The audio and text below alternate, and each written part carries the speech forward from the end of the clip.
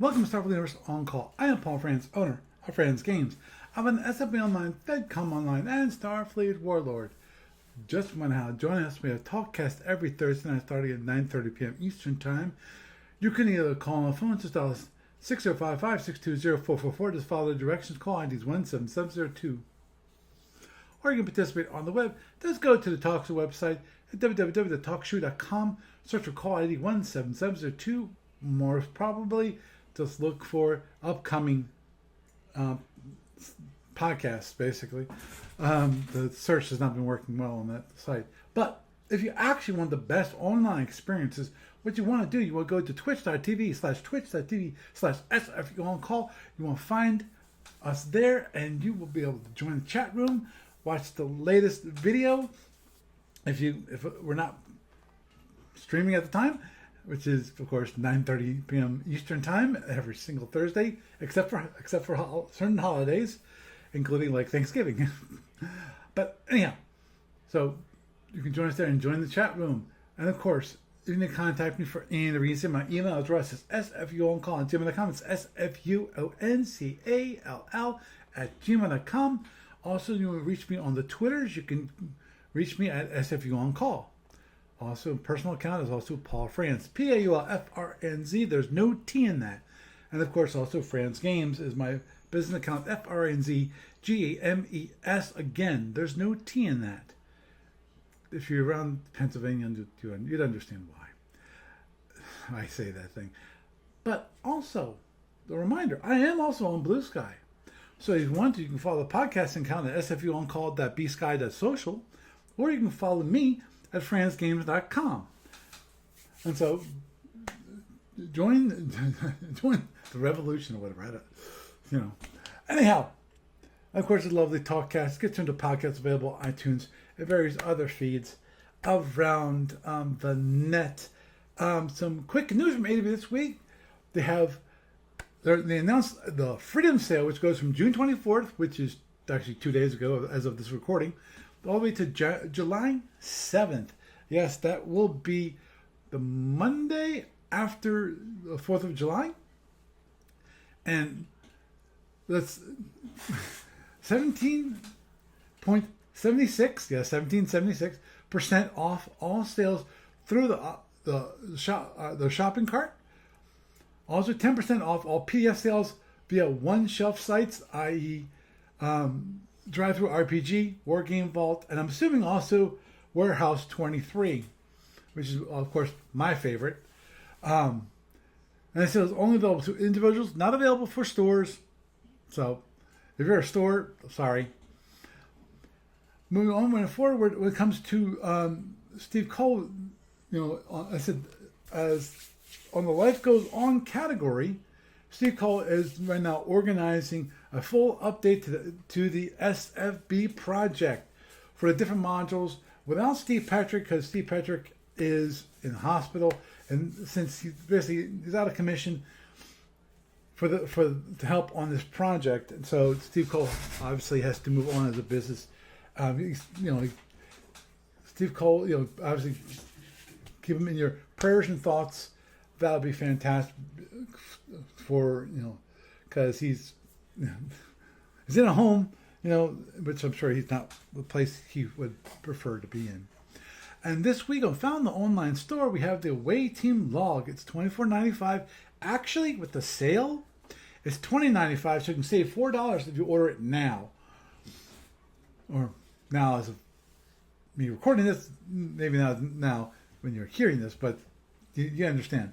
The Away Team Log is a compilation of the RPG material published in 19 issues of the Captain's Logs, along with some fiction and other material that will be of interest to RPG players. Finally, role players can get this material without having to buy over $400 worth of books. Yeah, that's, all the scenarios and so forth are included in all of the RPG material, which costs like $400. I don't think anyone wants to spend that much money. Well, some people actually wouldn't mind it. But anyway, moving on forward. But if you're not a role player, that's not a problem. You'll find this book enjoyable to read because basically it is entirely fiction and background material. System specific stats are also are in separate supplements that you can get. Um, Away team missions. We have a call to battle, for duty, all things, for duty, all things, duty, honor, empire, and of course for the good of the empire. If that sounds familiar, that's part of the same Klingon, for the glory of the empire. The book last week. Also, geography and history. We have the planetary surveys, Organia, Madjax Hole, background files on the Gorns, Scolians, the Democratic Republic and the LDR, the Borak, and the Zinnis. And when it comes to people and organizations, the Klingon detectives, the saga of a Klingon warrior, and Inspector Combs, and the mercenaries of the Black Nebula, the pirates of Orion, and zombies. Everybody loves zombies. When it comes to the phone, a preview of future source book. Deck plans, history, biology, military ranks, and their desperate journey to find and conquer a new galaxy. Interesting. And the final directives. The phaser Uzi, hot pursuit in starships, and prime directives conversions you won't ever see. Yep. And moving onward and forward to the SFB Online tournaments. KSF Star Tournament number 19 are still open. We only have 6 players at the moment. I will be sending out an email to remind people about this. Obviously, I think some people were concerned. This has been slow going and getting people together. I think part of that might be because of the issues with Steve Petrick. I'm hoping that that will be set aside because we have a judge has been selected to take over that role. When it comes to a 500 BPV tournament, well, Justin Reuter. Sorry, Justin, if I mispronounced your name. Sorry. He had to drop out because his work has just been too busy, so he's dropping out. And Frank LeMay will be taking over his slot with playing with Justin's Feds, which is going to be interesting. Moving on forward, when it comes to library report, not much has happened this week when it comes to the SBL library or the FenCom library. I did some work. Let me look at this for a moment. Actually, no, I did it. I think I did update some things on the SB library. No, I didn't. Forgive me. Just leave it say I didn't do anything when it comes to libraries for this past week. And with that, that is the news for this week.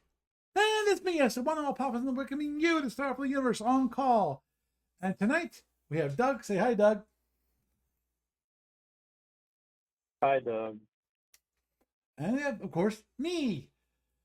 I apologize now. Oops, because I screwed up, and in multiple ways. Went to play my Rogue 2 game. It's a tournament which is basically invite only tournament. Mm-hmm. And I was playing my Andromedan against Jeff Clark's TKR. Number one, I got wiped. Mainly because I screwed up badly. Part of that was I could not focus on the stupid game. Because I had my cat always jumping on me. I kept on putting him down. And this happened for the first hour of me trying to play. Before that, I screwed up, which was I log in to the FedCom online server. So I'm in the bullpen for FedCom online instead of SFB online. Excuse me. Okay, come on. I'm sorry. Let's try this one more time. The focus on the camera is really, really bad. Oh, there it goes. Okay, now we're good. Um, so and so when it comes, okay, so he was waiting for me for the first 25 minutes. I was supposed to show up at 7 o'clock. I showed up at 7 o'clock. Wrong bullpen. So I didn't see it was there. I was waiting for him, waiting. And I was about to email him, and I saw his email saying, "Hey, are we playing tonight?" And I went, "Oh crap!" That's what I realized. Actually, I realized that I was in the wrong room when I finally did. I said, "Okay, fine, let's do." Because it's the IRC, you can do a who is. And unfortunately, I know his call sign. Then that's like, "Oh yeah, he's been sitting idle for the past 1,400 seconds." I don't remember that in minutes at the moment. That means that he's online. That was the important thing. It's like, oh crap. That's when I realized. I looked at it, it's like, oh, I logged into the FedCom server, and that's why I don't see him. So I logged out, logged back in. Problem. Originally, I planned on recording it. I thought I had recorded it. I didn't record it. I recorded the 25 minutes of empty air. I mean, just sitting there looking at the FedCom chat room, which had nothing happening. So I'm going. So that's why I found out just 30 minutes ago. Because I think, oh, okay, I'll bring up the video. Let's go, and so forth. And because I want to play the video and show people how poorly I did. And this is, I mean, bad. Because part of this I was playing distracted. I think that was the main cause of my issue. And I had one bad thought, and that thought basically cost me the whole game. So I'm gonna go through the game real fast. It was only 2 turns, so this is gonna be a short review on this game. Kind of, probably take 15 minutes or so. Okay, turn 1, relatively simple. The KR is coming down the screen. He's side slipping towards me. I'm going straight in. Okay, because I figured, okay, the best thing I want to do is I want to get relatively quickly into the middle of the board because that'll give me time to run away from any plasma that he launches. Solid so far. Like, I have that frame of mind going strong. What is it, Boomy? Sorry, my kittens is now attacking my shoelace, and hopefully I'll have an aglet by the time he's done. But anyway, the funny part is about that word aglet. The only reason I know that term is for watching a comic, an animated series called Phineas and Ferb, and they actually had an episode on aglet, and that's the only reason I remember that word. And actually, and this is from like my kids were, growing up, not when I was growing up. So that's the only reason I even remember that term. But anyhow, getting back to the game. So we're arriving. We get to like around range 13. He launches a EPT, as torpedo, 60 points. It's coming in towards me. And he turns off, and I think in my own mind, I might be able to do it. I might be able to actually, I didn't measure it. I just had an inkling, oh, I can do this, which is I can turn into him and actually, meet him. Because by that time I was going speed 28. And then turn speed change to speed 28. I started 21, then went to 28. Because I didn't feel like I needed all that speed that soon in the turn. And I want to save a little bit of power. So I did that. And I can reach him. I do that, and what does he do? He starts side slipping away. Me not thinking that he would do that. And I went, okay. And then I realized, I'm too late. I'm not gonna be able to do this. So, his plasma is coming at me. We get to range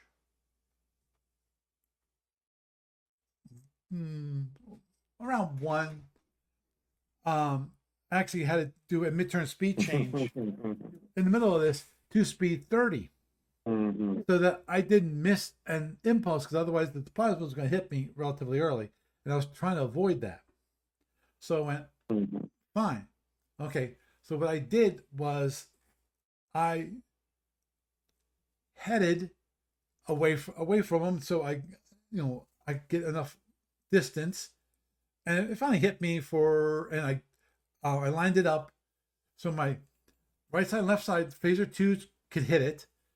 So I was able to knock it down. So when it hit me for 23. So 12 in the front, 11 in the back. Okay, now overall that's not bad, but it cost me.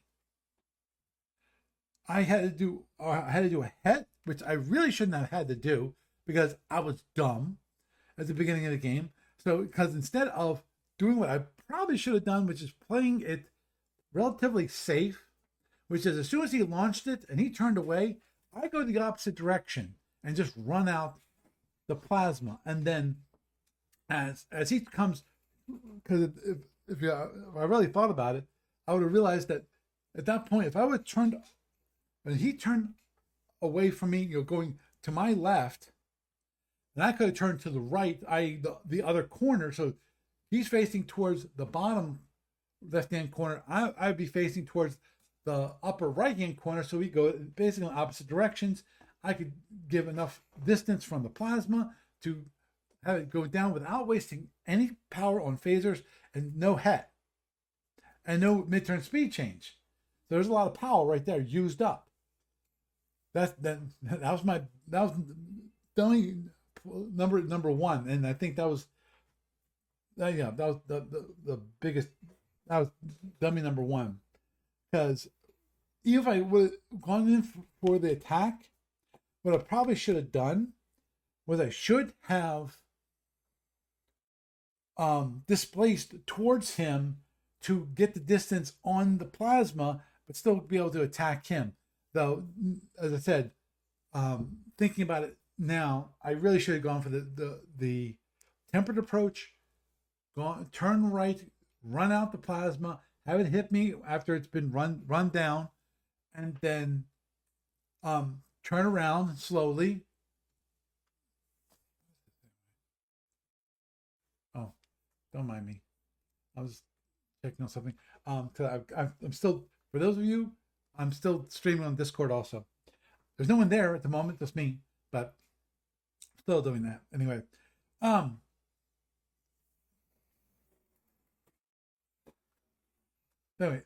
yeah, so that would have been the best thing for me, is to turn to the right and then just run it out, and then have it so that he has to chase me again, launch another plasma, and then keep this up, so that at the very least I could have one saved power on turn 2. I could, because he would have had to start chasing me, in which case I didn't need to go as fast, so I could save power that way. And number 2, I could wait for turn 3. With turn 3, he probably would have only had, depending upon how close he was, he might have not, might have had to launch the EPT on turn 3. Though it's possible he probably could have got caught up to me by the end of turn 2, if I would have ran away. But I didn't. So I headed away. So okay, there goes my hit bonus. Okay, fine. So I run away. As I said, it hits me for 23 at the beginning of turn 2. So now I'm running away. He's come around by that time. As soon as I headed away, he turned back. So he's chasing me, and then of course I'm all the way to the right hand side of the board, and then I turn up towards the corner, and he comes in behind me, because of course he's in the middle of the board and I'm on the outside of the board.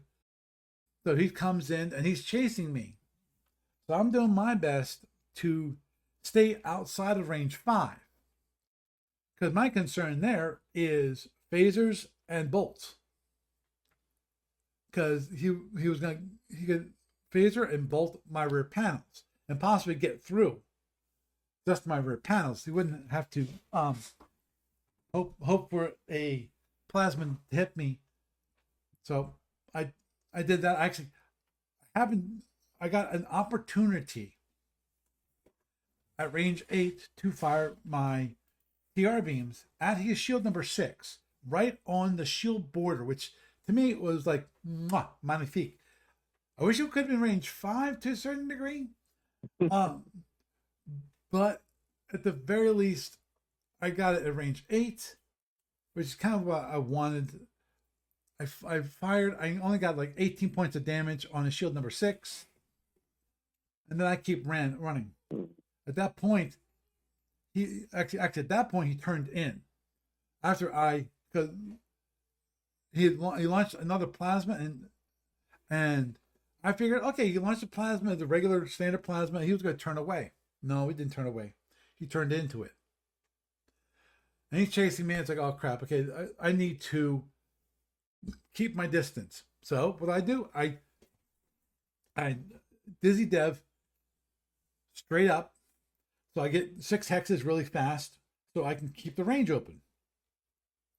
Problem, it's a freaking fishbowl. What happens to fishbowl? You run out of room. You have a choice. You can either hit the wall or turn in. So I have to turn around, and what happens? Of course, he's displacing too, isn't there? What's that? Couldn't you displace? Yeah, well, I did displace. I displaced towards the top of the board. Oh, okay. I'm sorry. To open up the range.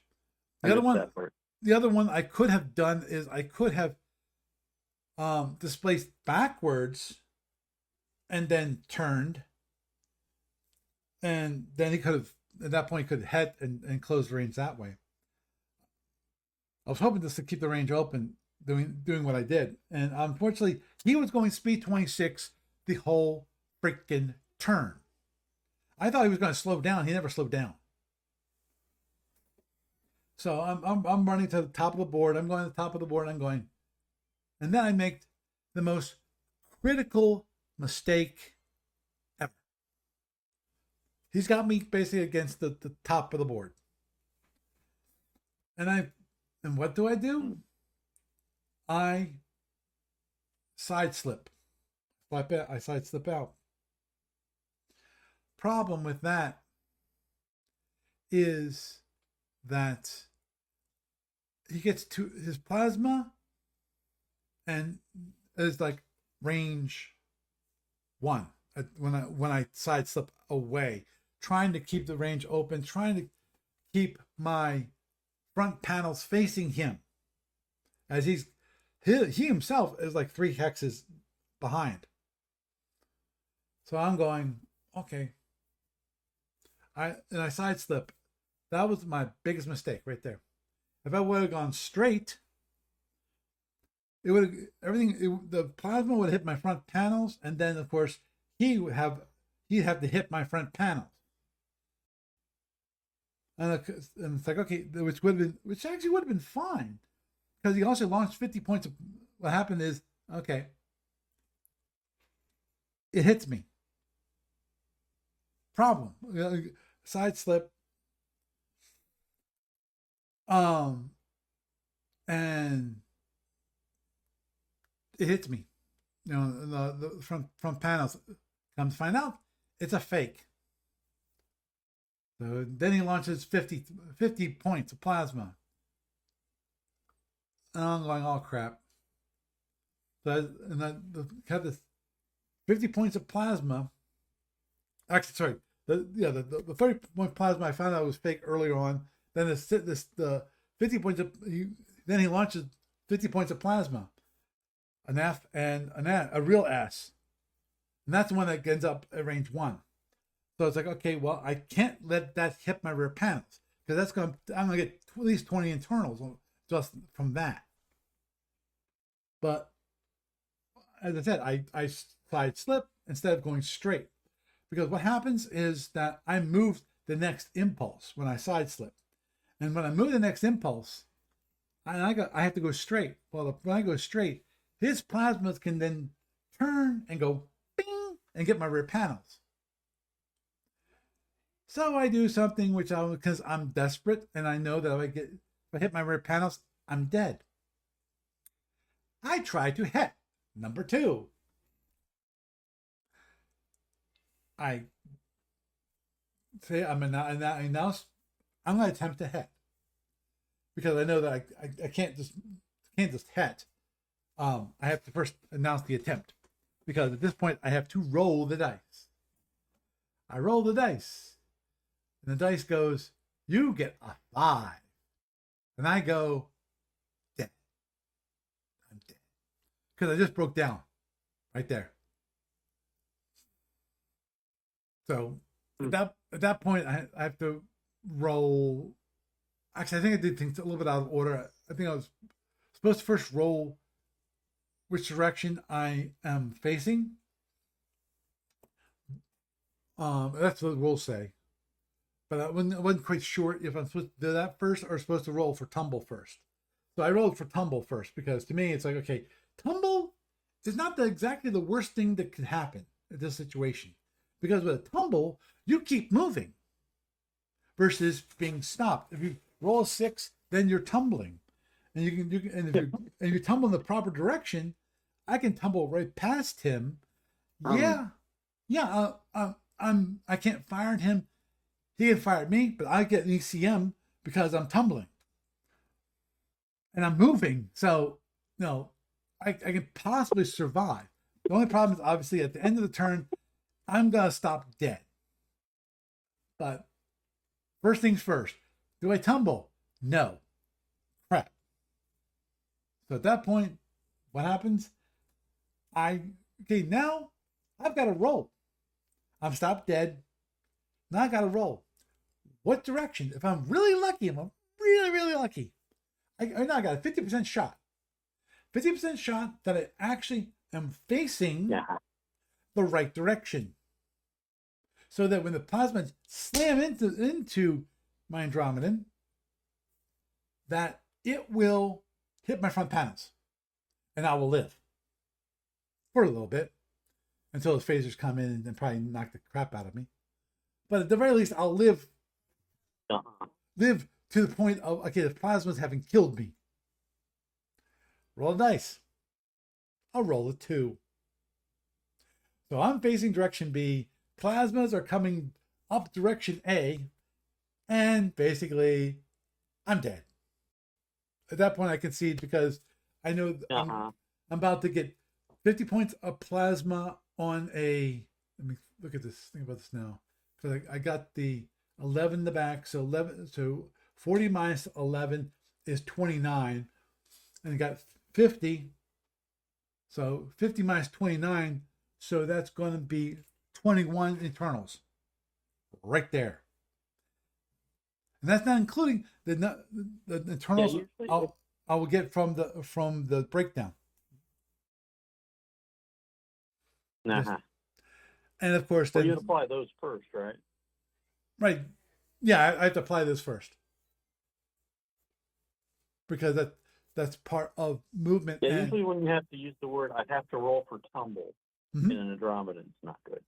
Oh, I know. Oh, understood. That's pretty much the end of that game. Oh, understood. And then there's always, of course, the Burnside maneuver, which I think I did not do. For those of you who don't know what the Burnside maneuver is, just a reminder.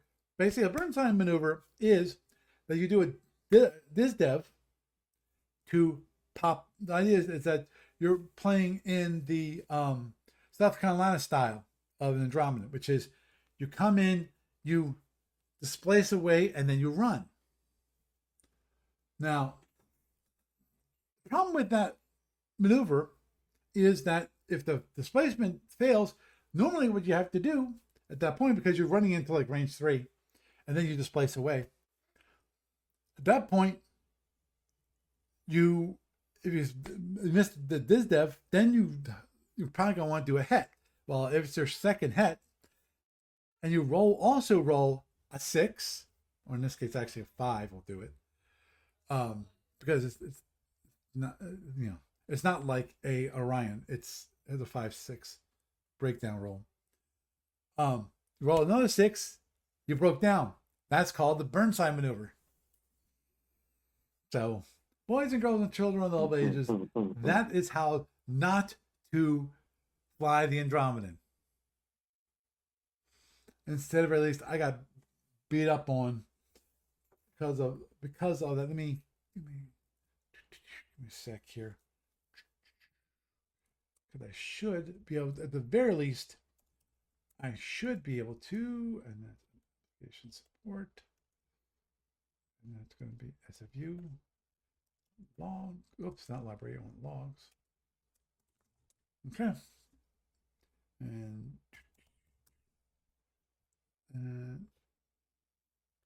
boom.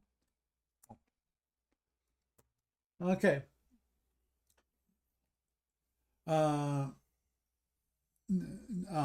Neon Pico said, yeah, the Andromedan can pay for panels, housekeeping, and holding weapons as long as it can, and it maintains around speed 21, which or less for excess movement. Basically, he agrees, and I agree that the Andromedan needs some more power, so they can keep its speed up against the plasmas.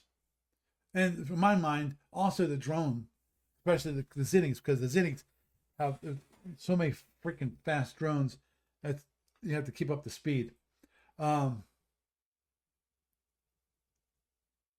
Yeah, because you saw a plasma on the board and you still had a lot of running room. You're the expert. But I did this Dizzy Dev basically when the plasma was much closer. Therefore, in order to catch you, catch your shot. Yeah, that's very true. He said when Jeff mentioned that when you approach with the T1, the turn 1 EPT and then headed, I thought it was great. I got some damage, and now I could just try the range 5 series on your rear, and maybe a R5 bolt. Basically, that was my concern, and he validated my concern. That's what he was done. If I bolted and missed, then I have to run. Otherwise, get another good PR shot.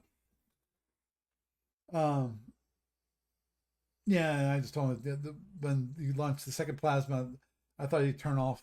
Nope, and he didn't, because it was a pseudo, and I didn't think that it might have been a pseudo. Normally this is the kind of thing that I normally would think of. I'd say, okay, I would try to think about what kind of guy am I playing against? Are they a person they'd be using pseudos? Yes or no?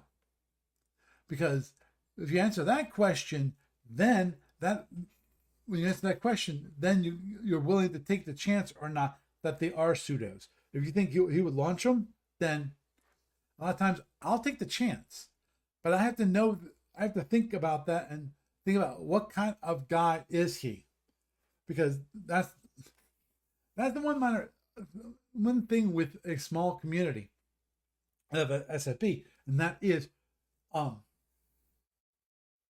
I can't hear you. You should be able to. I've got this set up right. I'm pretty sure. Okay, wait a minute. You're logged in. So yeah, let me just double check one thing. And I got them both. Yeah, they both should be fine. Everybody should be able to hear you. Okay, I'm not sure what the wrong is. I'll check it on the recording later. Hopefully, people can hear you, and I don't have to do another work job when it comes to the video. Because I'm still behind right now on the YouTube feed because of I screwed up, and I screwed up the audio for 2 episodes previous to this one. I need to get back to that. Yeah, and basically, overall, I lost because of bad luck. Because I rolled poorly for my TRs, so I didn't even have a chance to get in, and also, of course, I rolled a very poorly for my hit attempt. So is what is. As I said, I was distracted by my cat, so it was hard for me to focus on the game. And I definitely should have turned away, when he did that and had the plasma coming to him. Maybe put the plasma get a little closer, then turn to the right and let the plasma chase me and catch me at the beginning of round 2 without using up any additional resources. That is, and I apologize for not actually having video of that. That's one of those things I definitely can blame on my cat, because of course I screwed up initially. I had stopped the video from running after I said, oh, well, maybe Jeff's not coming, so I stopped the recording. Then I realized what happened, and we started playing, and I never restarted the recording. So again, I apologize for not having a recording, because as y'all know, I like to actually record my games so that I can replay them for y'all, and we are all good in that category. I apologize for not having available so you can actually see how bad I played. You can just hear about it and my poor explanation about exactly how the game ran. I apologize. Now, give me one sec. Little thirsty there. Now, a quick announcement, which is, talked to Steve Cole, gave him, said, Steve, this is why. And actually, I was almost insulted by his reply. Let me see. Do I have it? Let me just look at this for a moment. Give me a sec. I want to see if I do have his reply. I don't see his reply.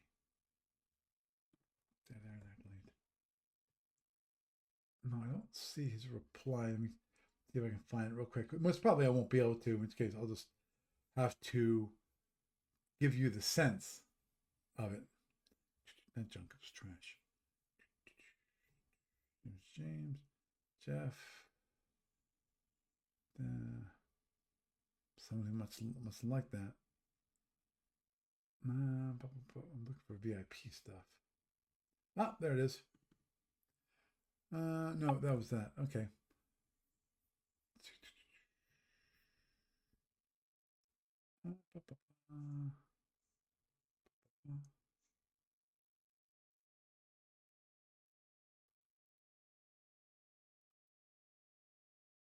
No, I do not see that. One more check here. Oh, there it is. He said basically, I think you're the best, best for the job, and I will announce your appointment as deputy terminal marshal. I'm now officially the deputy terminal marshal to assist Patrick and substitute for him when he cannot be available, which at the moment, yeah, you understand. And this is where I almost got insulted. Add to all your qualifications that you don't seem to be a competitive player, so you don't have a conflict of interest.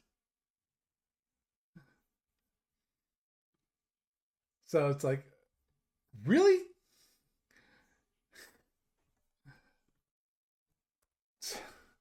So that's where I felt might have been insulted in the game, yeah. In the tournament.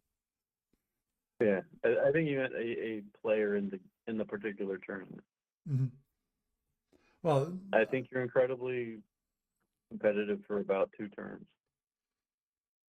usually. Sometimes longer. Yeah. Understood.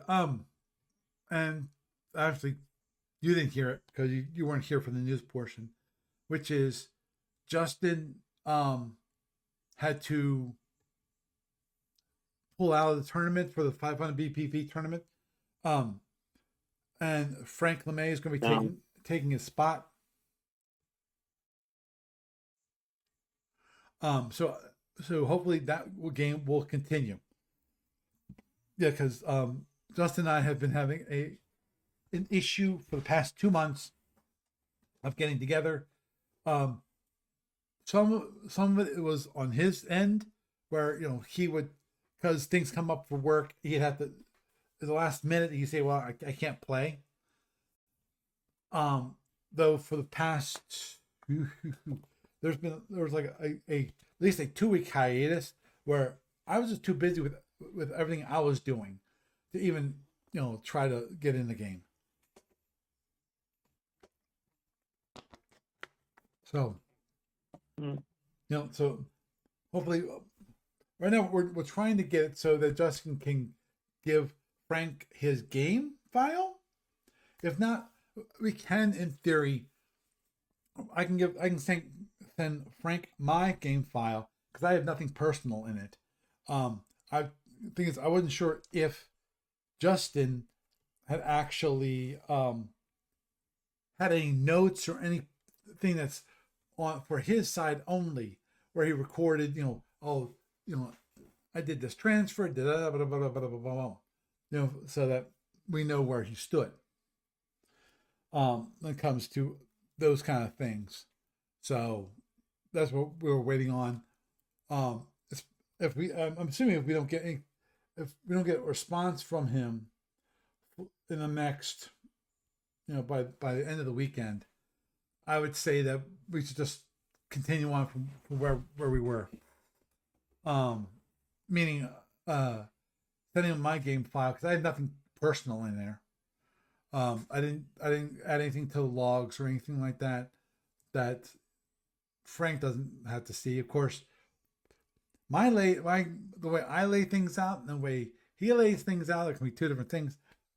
In that case, it might be best if I send him my file.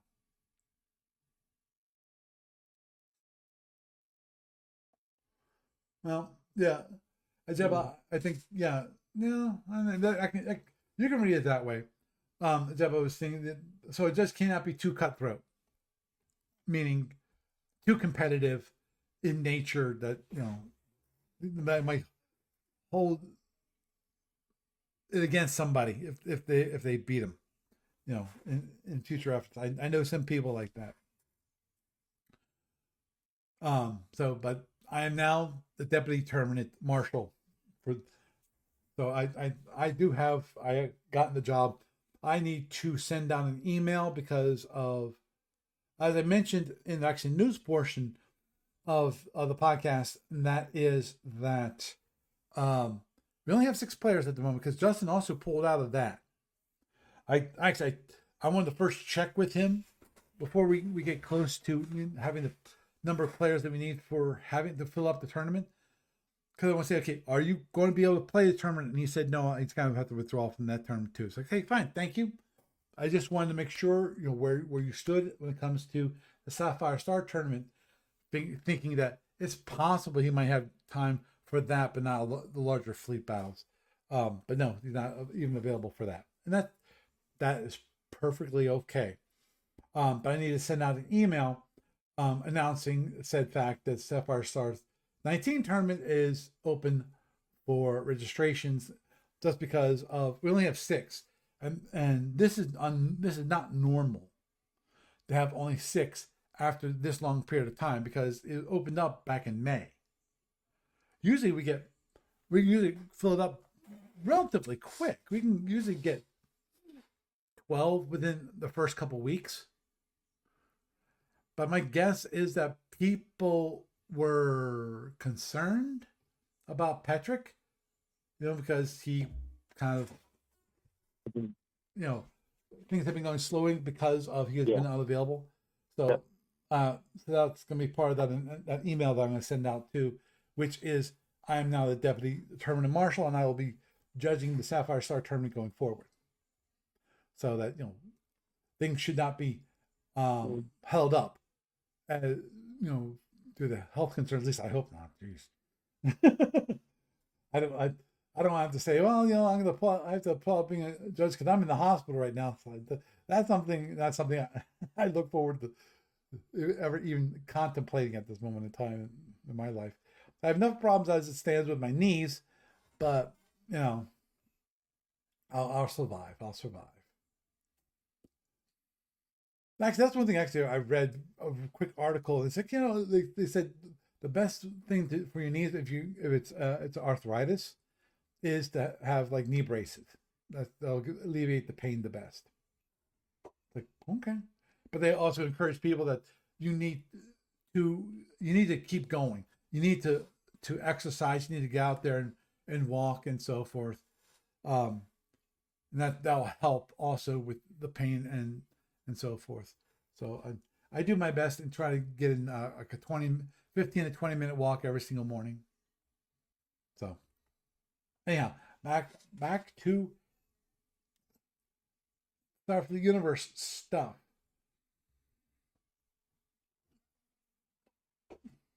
Okay.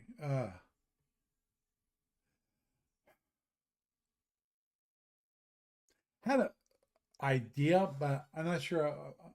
I'll make it quick, just because of course, it's all the rage, all the news when it comes to tech these days which is of course AI, and even early in the Oh, good Lord. Early in AI. Now, if things might have changed since then, but someone actually put in because they had, you know, PDF of the Starfleet battle rules, and they said, can basically ask the ChatGPT, can you play SFB? And the ChatGPT said, no, it's too complicated a game for me to play. You know, it's like, okay. And so that they fed it into AI, and the AI coughed it back up and said, I looked at it. Wow. Like, are you nuts? But of course, let's just say it takes a very special dedication. Very true. It really does. If you were in the SFB thing back in the heyday of SFB, you were a 1%er of the gaming world. If that, maybe true. a fraction of that. True, but also, and even now, even more so. Yeah. Oh, agreed there. And I've seen multiple people at Facebook and so forth, who are coming back after not playing for a while. Now they have time to play. 25 years later, that hey, I used to play your game back in my day. Like, okay. Yeah, well, it's also nostalgia too. Yeah, agreed. And it's also nostalgia. Oh, agreed. And the thing is, back like the comeback for Harley Davidson being a wave of, middle-aged men basically buying highly overpriced motorcycles. Mm-hmm. It's what saved their company. So there's that. Yep. Really need like a new generation to come in and learn learn the love of doing all the math and stuff. Yeah. Here, okay. Let's back up when it comes the patience of playing a board game, right, instead of a computer game. Right. That. Okay. Go back to what I wanted to say, which was back when SFB came out. That was the thing. That was the starting of the board game industry when it comes to gaming. I mean, gaming, not just a family game that you pull out Monopoly or you pull out Sorry or one of those games, which is, they're games, of course they are, but then you have gaming, and this is before computers, and even video games were relatively simple. And even computer games, they were pretty simple too at that moment in time in the history of gaming, especially board games. But that was the first thing that people were doing. It was one of the first things people were doing, which is simulations. The idea of describing things in rules to kind of simulate what what it would be in real life, quote unquote. Be a realistic, quote Well, unquote. he hit the well Cole, he kind of hit a point when he published his game where board gaming was becoming much more mainstream Mm-hmm. and popular with the wargaming side of things. I mean, you got to remember that it was only 10, 15 years prior to that like Avalon Hill started publishing, and D&D was only coming into its kind of prominence just a few years before he did that thing. I mean, it's like he kind of hit the explosion of gaming time frame. So, but no, what I'm saying is, there is a little bit of a resurgence in board gaming in general. Mm-hmm. The sit down with another person, other people, and human beings coming back right now, but they're more along the lines of a lot of the Euro games, simpler games, collectible card games, role-playing games, stuff like that. There are some newer war game companies, but it's still a niche hobby within which SFB is even more of a niche. But on the other hand, you just gotta literally find somebody with the right mindset for it that wants to do it, because it's not a casual thing to do wargaming wise. Mm-hmm. There's a significant time investment in that stuff. True. And that's, it's like, it's all this stuff that drives it to be in that lower and lower percentile of pool of players. And right now the pool of players is kind of graying. So there you go. Understood. And if you want to see like the thing grow, you got to get people out to play it in public places. Oh, understood. Not just your local. And I'm talking, maybe out of your local game shop, get a game with another person going, and be willing to demonstrate how to play it. But like, it's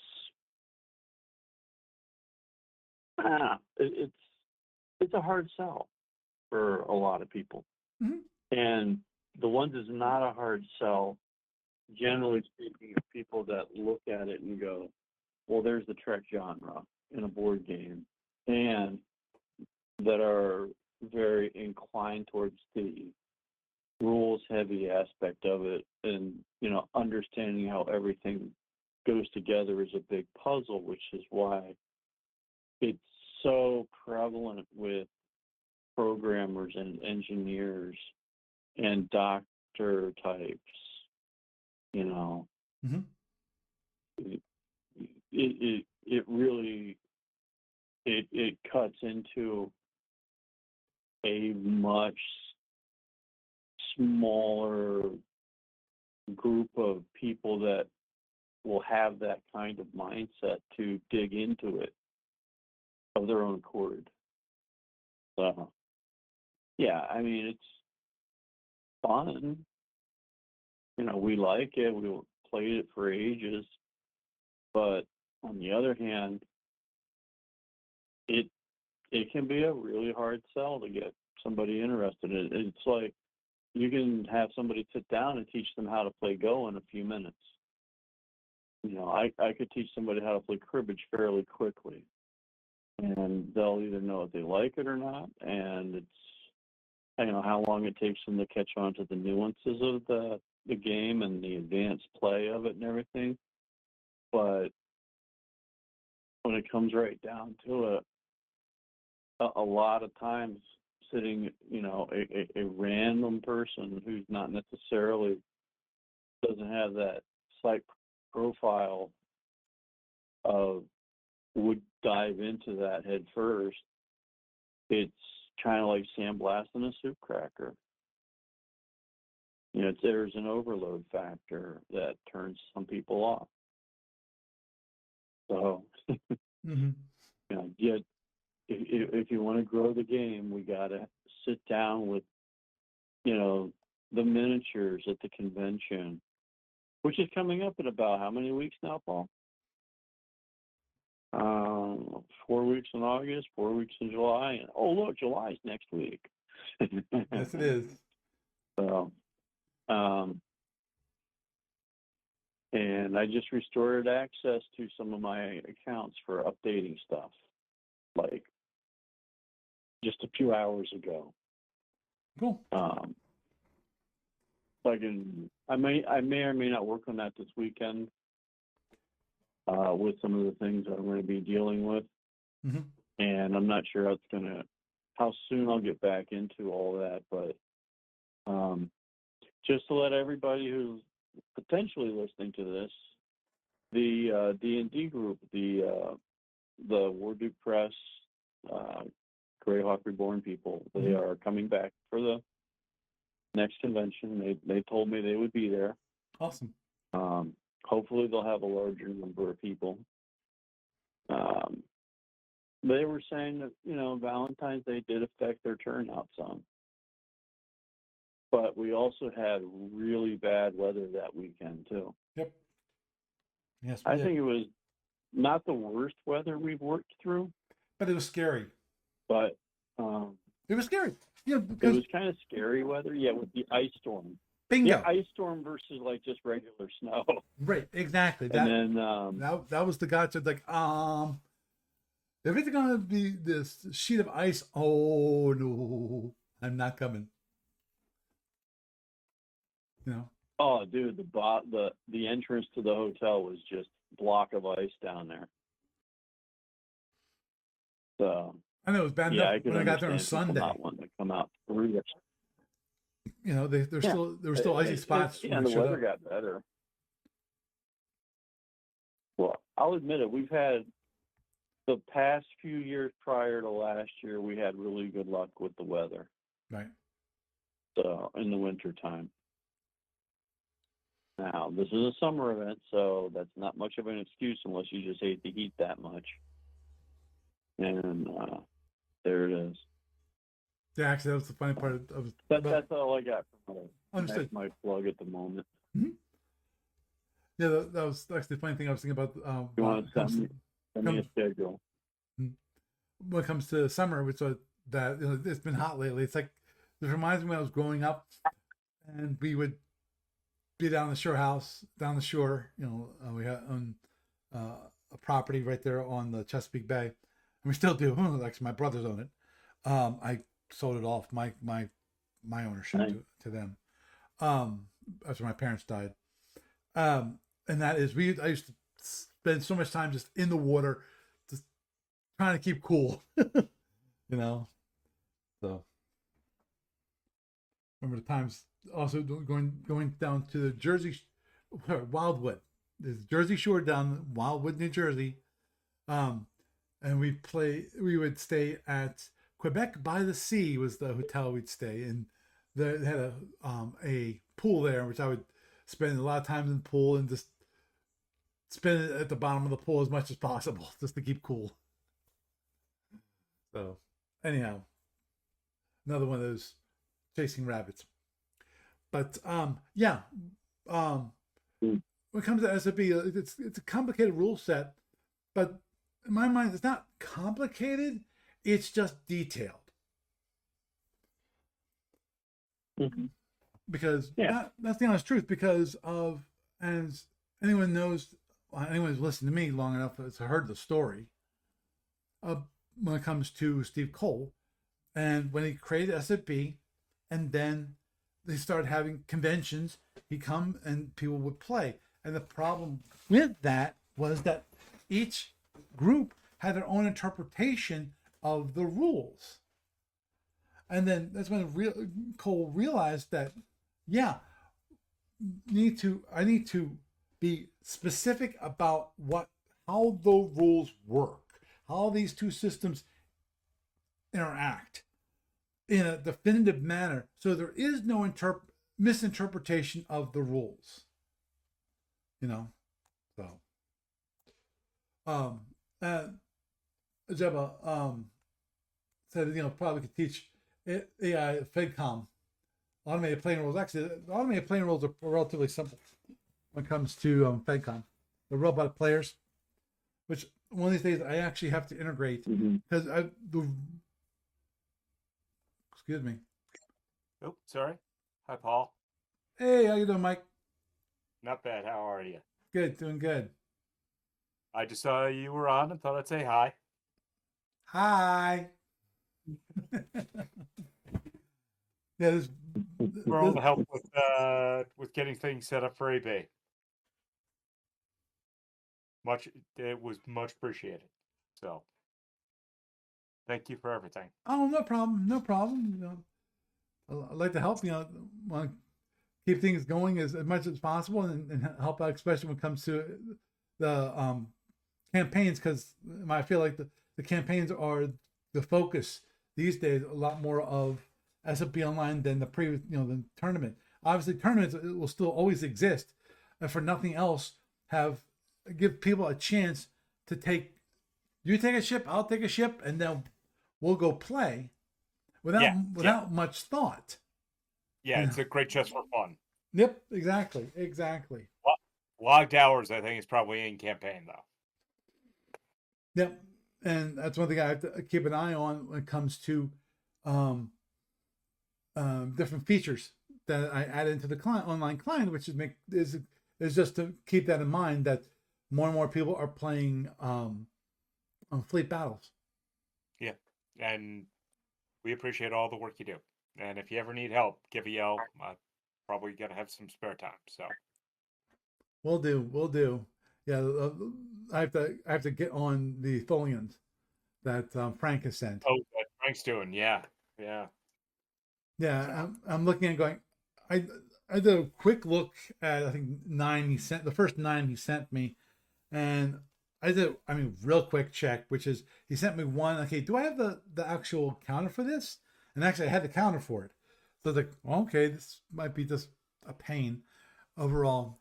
Meaning that since the ship didn't exist previously in the ship list, I have to add it by hand. That becomes the pain in the butt stuff. That's right. It takes longer for new ships to be added than to update. Corrections are fast. Just add them to the library, upload them, bump, we're done. Hello. But when we have to add new ships, that gets a little more work. Yeah. Well, I mean, good, better, and different. The game doesn't seem to be adding many ships anymore, so catching up now. Yeah, I'd really like to have some more megas, but it is what it is.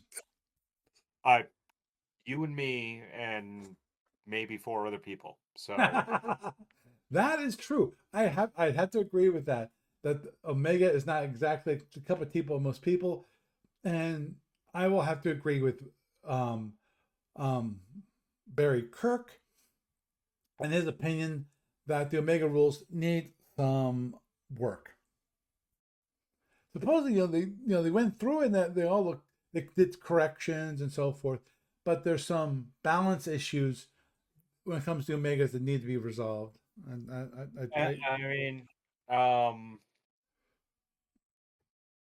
So I played for a while with the Colorado Battle Lab guys, right? And they had a campaign. I love the rules for their campaign. It sadly best works in person. but their campaign, for reasons I don't know, went to Omega, and they did probably their last 4 or 5 campaigns in Omega. Wow. And you know, you need to do a little balancing. Trobrin are a little good, and Drex Oh, need like 10% BPV across the board added. yeah. I mean, they're real good. Oh, They're oh, I know. I feel it, man. I know exactly what you're talking about. So, but I mean, those are all adjustable things, right? Like, right, exactly, and you know, and when when Barry is on a lot, and we actually got into the Omegas many years ago. Yeah, and I played them, and we looking at the rules and going through the rules, and we realized, yeah, there are some real, and this is not even Alpha versus Omega, which I don't think is ever a fair comparison. yeah, This Omega, and that's supposed to be. man, this Omega versus Omega, the ones that are supposed to naturally fight. Yeah. Like, how did these actually guys have to fight this guy? This one would just blow the freaking doors off this other guy. You know? Well, and I mean, oh, dude, I'm getting a phone call. I got to let you go. Okay. But nice talking to you. Let's talk to you, Mike. Okay, see you. Yeah.